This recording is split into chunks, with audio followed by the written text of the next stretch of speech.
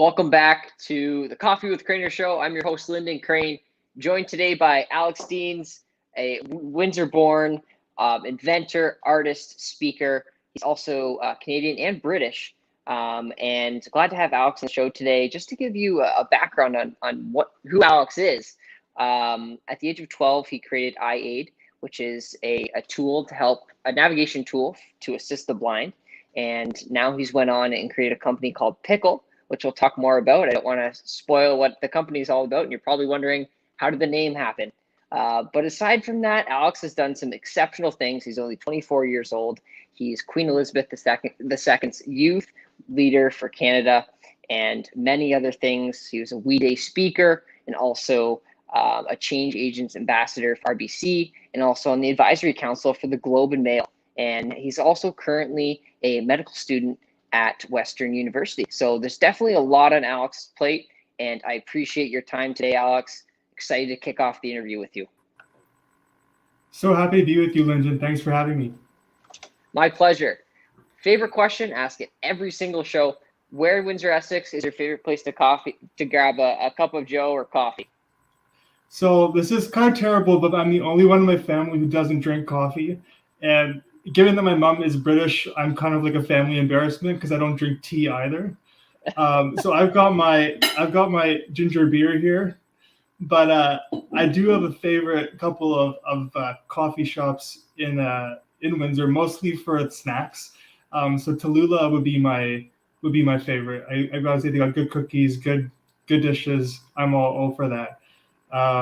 But yeah, I have this kind of irrational fear of hot liquids, so that's why it's no tea, no coffee, no soups. Everything else I eat. Yes, and I imagine as a medical student, you're probably in cafes or the lounge area in Western University or at your house, surrounded by coffee lovers and a coffee shop. Check back with me in maybe a year when I'm very sleep deprived, halfway through medicine, and I might be drinking coffee. Yes. So, Alex, I wanted to jump in and talk about your career in STEM and inventing. It all happened at a young age. How did you gain this interest? Well, I think my interest really started when I was young. It was kind of groomed in me from my parents. So they really encouraged me from an early age to just experiment. I had a very unstructured childhood where I was allowed to go outside, make things, build things, break things.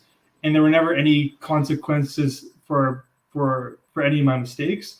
As long as I took ownership of something and fixed it, it was okay. So I've flooded the basement. I've burned noxious gases inside the house. I've done all that stuff, and nobody was ever upset unless I made an attempt to fix it myself. So that was my first foray into the creative process, and it was very encouraging because I realized that there were no repercussions for getting something wrong. So after that, I stumbled across robotics, ordered some parts off Robot Shop and different electronic stores online, and that's when I really started tinkering more and building more hardware. I know, and especially, I mean, at a young age, and your parents allowing you to craft whatever you were working on in the house and trusting you to make sure that the house doesn't burn down, was definitely probably a great thing to have and be able to do at a young age. And specifically with iAid being able to receive much recognition from the Canadian science fairs and other fairs across the world, you're really able to take a project that you started at your house and launch it and become well recognized for it. Can you talk to us about the behind the scenes stage of developing and launching this type of product? What did it take at 12 years old to work on that? Sure. So I would say that that idea and none of my ideas were really conceived on paper before they were built. They were all just sort of happy accidents. So I had been doing science fairs for a long time, from grade 3 or 4 up, 3 or 4 onwards. So I had just gotten used to over the winter doing science fair projects in my basement, building things, presenting them in the spring, and going from there. And then it was one summer when I was downtown on Ouellette, and I met a woman who was blind, couldn't cross the street, and shed a light for me on the difficulties faced by the blind in navigating around. So I went home, and then, given my very introductory knowledge of tinkering, I started building the iAid, which at that point was just a sensor on a belt which beeped if anything came in front of it. So it was basically just like an object detection system. I took that to the Canadian National Institute for the Blind. They were very encouraging, although the technology did not work at that point. And then over the next 3 or 4 years, I evolved the iAid with their feedback into something that worked. So now it uses sensors to scan environments. It relays information to the user with a joystick. So you hold the joystick in your hand, and it rotates left to right to show the direction of navigation, and it tilts like this in your hand to show you how far away you are. So if you're really far away from the destination, it goes like this, and as you get closer, it becomes more vertical. So it's like having a friend by your side who can lead you to where you want to go. So that was kind of the evolutionary process, and it really started from just tinkering to really being shaped by feedback as I went. And as I went along, I realized that there were a lot of skills that I was lacking in terms of development. So that was the point when I started reaching out to online forums, other inventors, maker spaces, and they gave me either advice or helped me with the technical skills to build it up.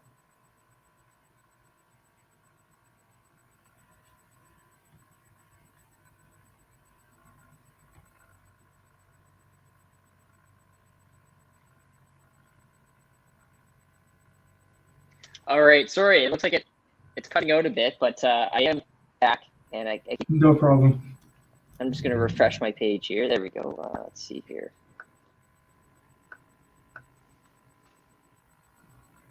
Okay, can you hear me? Can you hear me now and see me now? Crystal clear. Yep, you're all good. Perfect.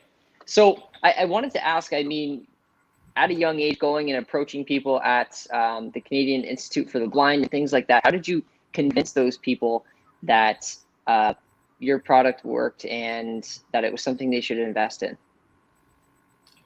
So to be honest, when I started the conversation, it was never in terms of investment or anything like that. It was more of saying, here's something I built. Can I just get your feedback on it? I don't want anything in terms of a commitment or a long-term commitment from you guys. I'm just looking for some feedback on this thing that I built. And what I found with that approach is that 9 times out of 10, people are really willing to help because they recognize the importance of it. And it's people tend to give back. So that was my introduction to the people at the CNIB. I started building up relationships from there, and then at that point, that's when I could get a little bit more participation and longer term commitments from everybody. So was it necessarily a sales pitch when you were approaching these individuals? No, okay. and honestly, yeah, it couldn't really be a sales pitch because I didn't have anything to sell, right? Like it was just an idea that in my mind seemed like it could go to a good place, but there was nothing technical that was working well at that point. So it was just my vision, and then kind of building up relationships with them that led to an actual product. And would you say that's a difficult thing for people that are inventors, is not necessarily having a product line, but just a concept, an idea, and maybe a demo product? Is it hard, like being an inventor yourself, is it hard to have other people see that vision? I think over the years I've been getting better at making my visions or ideas clearer to the people I want to sell to. So you do have to sell them on the idea itself because there's no business to back it up. And that's very true for most software companies where your upfront cost is really high to build the platform. So 9 times out of 10 for that, you're not going to have anything built when you go to pitch.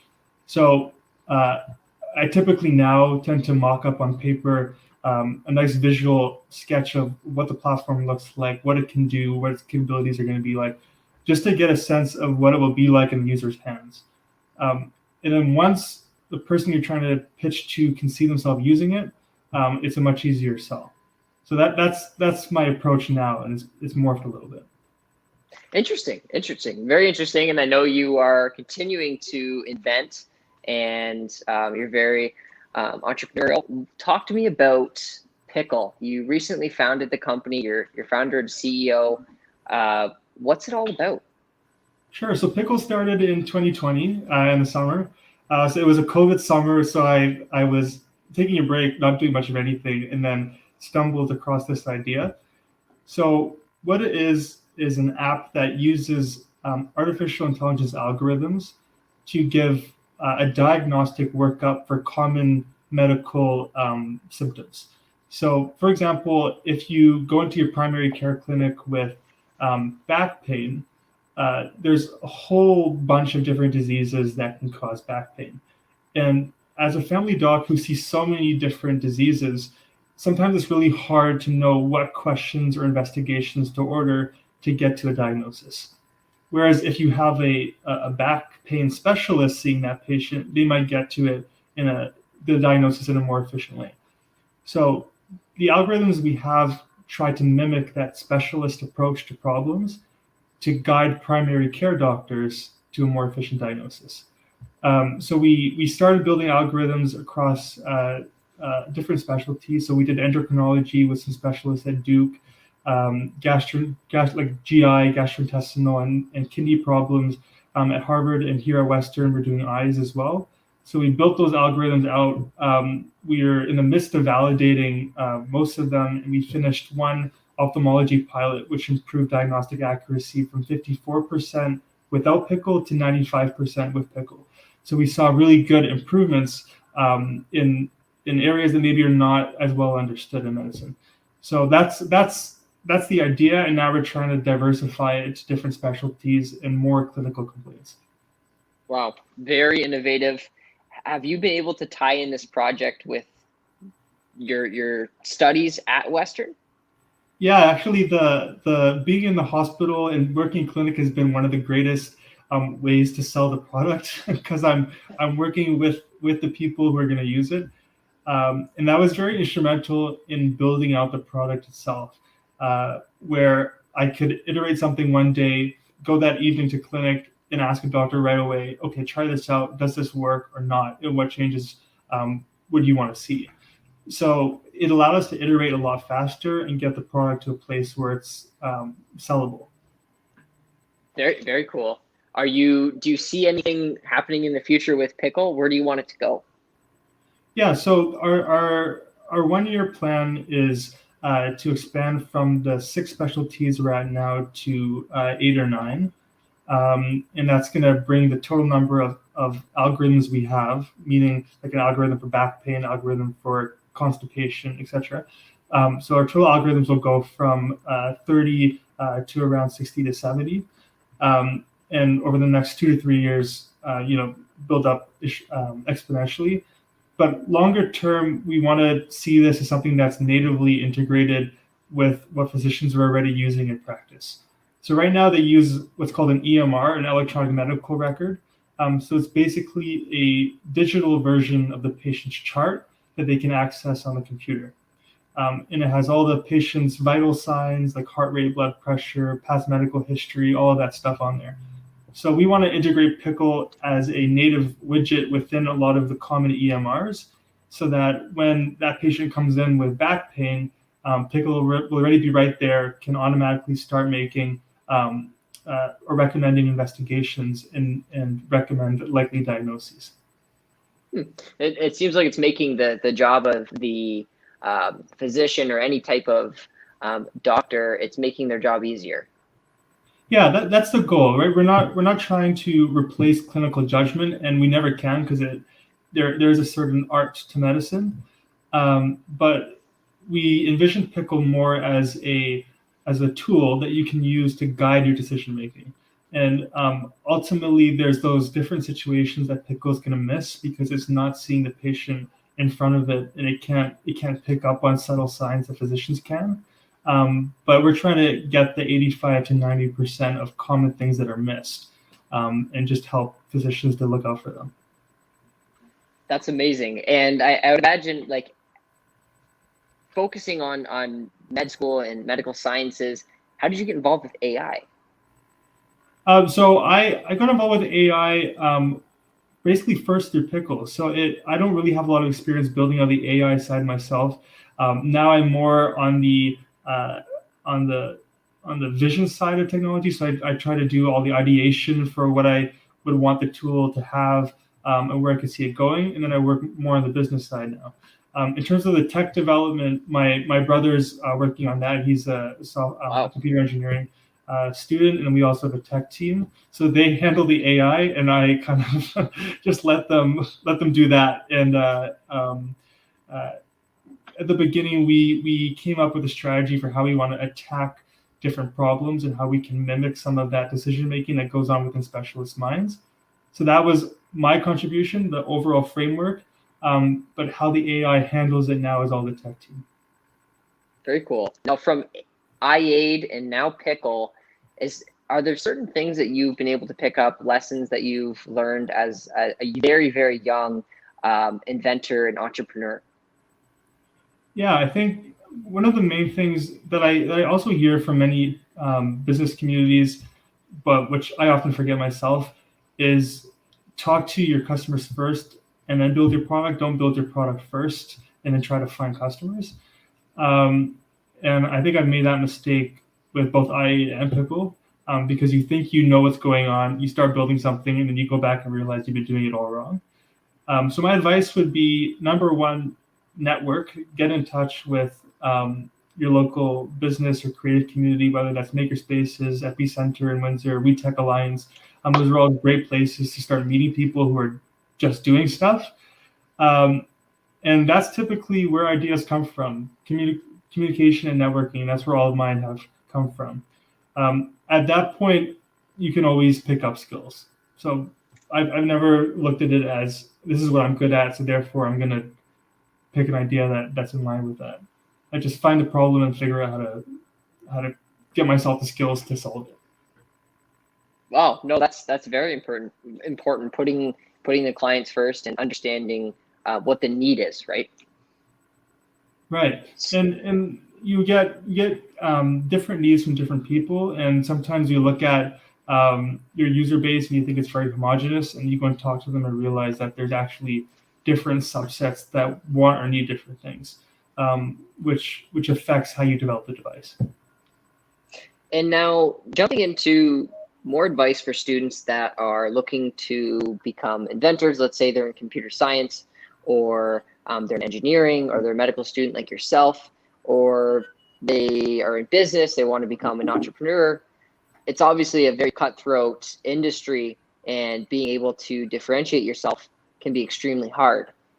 What advice do you have to those individuals that are looking to jump into this career, who might be a bit uneasy about it because of all the competition? Yeah, I think now you're seeing more of a shift in employers looking for practical experience, especially in engineering. So I went to school in Montreal for chemical engineering, and I did find that my practical experience was lacking. So there was very little co-op or on the ground experience that we learned. And that puts us at a disadvantage when compared to some other programs. So what I would say is, if you're in engineering and looking to get into industry, then look at programs or take opportunities that get you that practical experience.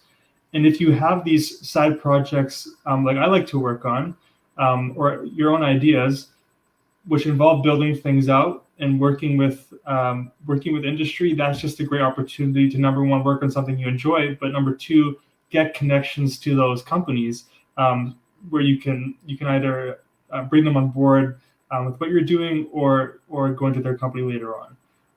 So I do think finding your personal interest in networking can go very hand in hand. Do you think ideas are created from that? Absolutely. Did you have any ideas spark from your placements or working in the field while you're in medical school? Yeah, so Pickle came about from working in primary care clinics. So I had spent the week before in a specialist clinic, and then that week in primary care, and I just saw how things were approached very differently. So primary care physicians were really good at distinguishing between so many different types of diseases or symptoms, whereas specialists are very good at 3 or 4 symptoms, but getting to disease really fast. So that was kind of on the job experience that guided that. iAid, same thing. That was a real life experience. And from talking to the lady that I met, that's when I realized some of the limitations facing the blind. Guide canes and guide dogs were the 2 things she told me about. So guide dogs had a limited working life. They cost $40,000 to train every couple of years. Guide canes are basically just, I mean, let's be honest, they're just sticks that you're waving around, and if they collide with anything, then you know something's there. So that's not really how human vision or human navigation works. So those were 2 very significant limitations that I hadn't really thought through until I talked to her. I think so much has come from that. Well, you learn by experience. Absolutely. You just got to get your hands dirty. Yes, and tinker with a few things. Yeah. So before we go, and I know I was posting about it a bit, not many people get to meet the Queen, and you were awarded the Queen Elizabeth II Young Leader Award for Canada. Talk to us about that. What was it like? It was amazing. So it was awarded for the work that I had done with youth and visually impaired. So I spent 2 weeks in England with 45 other awardees from across Commonwealth countries. So people have been doing a variety of things, from working with refugees in Malaysia to women's health in India and in the slums of India, and teaching people about menses and female hygiene, all that kind of thing. So there's a really wide range of work being done, and that network is very active even today. So we have a big WhatsApp group that has 15 different notifications a day about the work that they're doing or opportunities that people are trying to put forward. So it's a very dynamic, very collaborative group, and it's really good to be a part of. So the first week we spent doing activities together, and then we wrapped it up by going to Buckingham Palace and being presented by the Queen with the award, which was nerve-wracking to say the least. But we all walked in, they have you line up. They tell you when to walk out. So you walk out to her, and she kind of leans forward and goes, "Well, how are you doing?" And then you you kind of just blurt out whatever you blurt out. And then when she's done with you, she kind of takes your hand, gives it back to you, pushes you away like ever so slightly, and it's time to go. And that's how it went. It was a blur, but it was a really awesome, unforgettable experience. And as I said, it's still a very active network now, so it doesn't really feel like a lot of time has passed. Yes, well, I mean, it must feel really special to you, and it definitely is to, somebody from Windsor, Essex being awarded this very prestigious honor from the Queen, and for the great work that you're doing with the blind and youth across Canada. And to mention, you've spoken to over 160,000 youth through We Day. He's been on stage with, I believe, the Jonas Brothers and Headley, if I'm not mistaken. Yeah.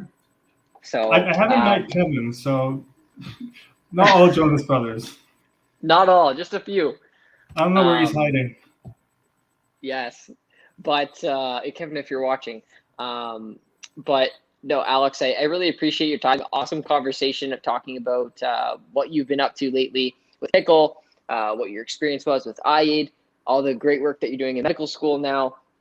I'm looking forward to continuing to following your journey. You're only 24, so there's a lot more ahead for you, I'd imagine, and more creations that you'll be coming up with. And now you'll continue with med school. So, Alex, pleasure to have you on the show and really talk about your career and your studies. Thank you so much, Lyndon. It's been a real pleasure talking to you. Yes, and everyone watching, thanks so much for watching. You can watch the full episode on coffeewithcrainer.com just in case you missed it. So we'll see you very soon. Take care.